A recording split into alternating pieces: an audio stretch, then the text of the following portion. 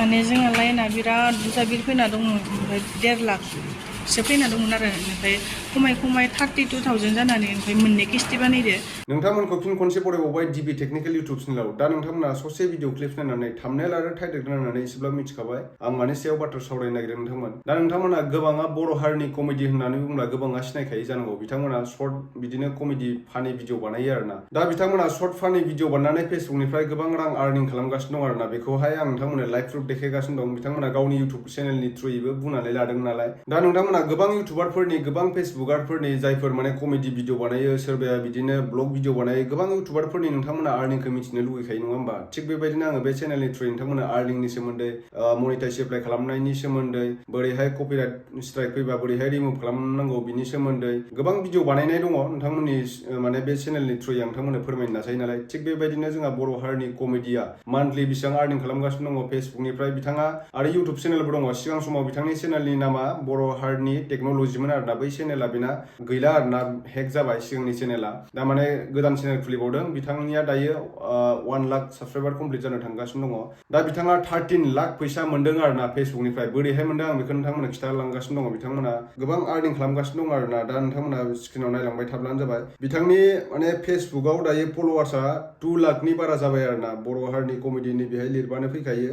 फल'वार्सखौ नायनो हागोन नोंथांमोना। गोबां बिदिनो फानि भिडिअ बानायो आरोना बिथाङा। नै नायनो हागोन नोंथांमोना, गोबां फानि भिडिअ बानायो। नै आं दाखालिसो थांदोंमोन बिस्रानाव, आंबो मोनसे फानि भिडिअ बानायदों बिथांमोनजों। दा नोंथांमोना नुखादों। दा आं बिथांनि आर्निंखौ नोंथांमोननो खिथानोसै, नोंथांमोना नायबानो जाबाय। नै बिथांनि आर्निंखौ नायदो नोंथांमोना। किर्ति जे बर' नायबानो जाबाय नोंथांमोना स्क्रिनाव। नै बेसेबां मोनदों बिथाङा। नै टटेल मोनदों 13,275.02 रुपिस। माने बे 13,000आ US डलारावसो आरोना, डलाराव।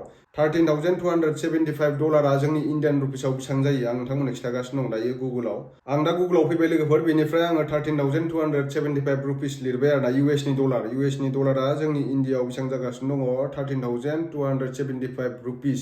11,30,151 रुपिस मोनदों आरोना बिथाङा। 13 लाख नंजोबा आरोना, 11 लाखनि बारा मोनदों। होमबा मास मोनसेयाव बियो 11 लाख गाहाम मोनदोंब्ला, होमबा साननानै नाय नोंथांमोना। मोना नङा, मोनखायो आरोना। फेसबुकाव ओरैबायदि शेयार जायो नालाय फेसबुकनिया। सर्टस भिडिअ हगारोब्ला थाब नायजोबनो हायो आरोना बयबो। लं भिडिअखौ माने बारा रिच जाया, बारा भिउस जाया लं भिडिअफ्रा। सर्टस भिडिअफ्रा खिन्थु बिराद भिउस जायो आरोना। बिथांनि मोनसे भिडिअखौ आं नोंथांमोननो देखायनि। सिगाङाव माने बर' हारिनि टेक्न'लजिमोन आरोना। सिगाङाव बर' हारिनि टेक्न'लजि चेनेल दंमोन बिथांनिया। बे माने हेक जाबाय चेनेला। नैबे नायनो हागोन नोंथांमोना। नै आन्दाजि मेडियासो जाना होबाय आरोना। माने बेलेगा हेक खालामबाय। बेनिफ्राय आं भिडिअसआव थांबाय, नायनो हागोन नोंथांमोना। पपुलार भिडिअआव सिगाङाव 139 मिलियन भिउस मोनदोंमोन बियो इउटुबनिफ्राय। सासे गथ'खौ हगारदोंमोन आरोना, गावस्रानि फिसालामोन खोमा।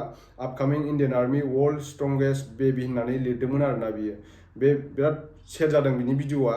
139 मिलियन भिउस खारदों आरोना इउटुबाव। दा फेसबुकनिफ्राय बिथाङा 11 लाखनि बारा मोनदों आरोना, 11 लाख। दा इउटुब जिनाखि बिथांनिया बर' हारिनि टेक्न'लजि दंमोन, बे माने चेनेला हेक जाबाय। दायो माने बर' हारिनि कमेडिनि बे स्क्रिनाव होनाया, बेयाव माने भिडिअ हगारबाय थायो। फेसबुकनिफ्राय बांसिन आर्निं खालामो खिन्थु बियो। फेसबुकाव बांसिन रिल्स भिडिअ, कमेडि भिडिअ होयो नालाय। दा नोंथांमोना गोबाङा मिथिखाबाय बर' हारिनि कमेडिया मान्थलि बेसेबां आर्निं खालामगासिनो दङ।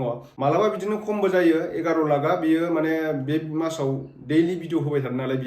रिल्सफ्राबो बिदिनो मालाबा बिराद शेयार जायो। 34 million, 35 million, 11 million, 10 million, 8 million गाहाम थाङो। मिलियन्सआवसो खारो आरोना बिथांनिया। मथा मथि 2 लाख 1 लाखनि खमाव खारखाया आरोना रिल्सआ बिथांनिया। नोंथांमोना सिगाङाव नायनो हागोन। दा बिथाङा बे मासाव गोबां आर्निं खालामदों आरोना। बिदिनो बिथांनिया 600 डलारनि बारा फैखायो मान्थलि। मासाव बिथाङा 50,000 60,000नि खमाव खामायखाया आरोना। दा नोंथांमोना गोबाङा मिथिनो मोनबाय। जायफोर माने इउटुबाव साक्सेस जानो हायाखै, फेसबुकाव फैनानै नोंथांमोना रिल्स बानायब्लानो जाबाय। डेलि रिल्स बानायबाय थाब्लानो नोंथांमोना मासाव 50,000नि 50,000नि बारा मास मोनसेयाव आर्निं खालामनो हागोन आरोना। फैसा खामायनो हागोन फेसबुकनिफ्राय। दा बर' हारिनि कमेडिया फेसबुकावबो हगारो, इउटुबावबो हगारो, आरो गावनि हिन्जावनि मोनसे किर्ति जे बरगयारि नामा मोनसे दंबावो, बेहायबो हगारो आरोना। बिथाङा मथा मथि बिदिनो मासाव 80,000 90,000सो आर्निं खालामो आरोना। थ' आं नोंथांमोना दिनै रियेल बाथ्राखौ खिथाबाय। आं माने बे डिबि टेक्निकेल चेनेलाव आर्निंनि सोमोन्दै बिदिनो गोबां नोंथांमोननो आङो मिथिनाय बाथ्राफोरखौ फोरमायनो नाजायो नालाय। थ' बिदिबा लोगोफोर दिनैनि थाखाय एसेनोसै। नेक्स्ट भिडिअ थाबै लोगो मोनफिनगोन। जायफ्रा आंनि चेनेलखौ साबस्क्राइब खालामाखै, साबस्क्राइब खालामनानै लाब्लानो जाबाय। बिदिनो आं